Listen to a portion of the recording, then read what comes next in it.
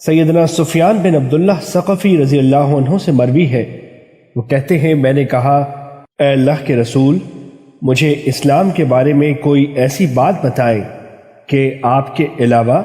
ابو معاویہ نے آپ کے بعد کے الفاظ بولے ہیں، کسی سے اس کے بارے میں سوال کرنے کی گنجائش باقی نہ رہے۔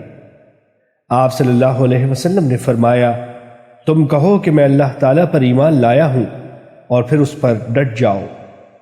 حدیث نمبر 89، مسند احمد۔ سیدنا نواس بن سمعان انصاری رضی اللہ عنہ سے روایت ہے کہ رسول اللہ صلی اللہ علیہ وسلم نے فرمایا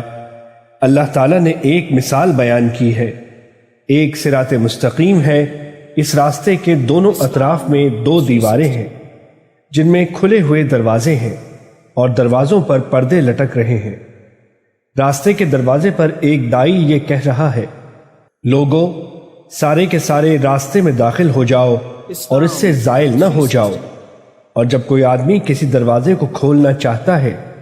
تو راستے کے بیچ میں سے ایک دائی یوں آواز دیتا ہے تو ہلاک ہو جائے، اس کو نہ کھول، اگر تو نے اس کو کھول دیا تو اس میں گھس جائے گا۔ اس کی وضاحت یہ ہے کہ راستہ اسلام ہے اور دیواریں اللہ تعالیٰ کی حدیں ہیں اور کھلے دروازے اللہ تعالیٰ کے حرام کردہ امور ہیں،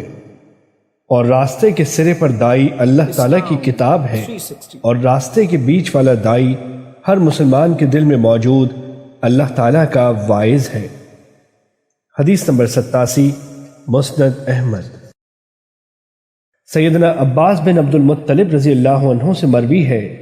کہ انہوں نے رسول اللہ صلی اللہ علیہ وسلم کو یہ فرماتے ہوئے سنا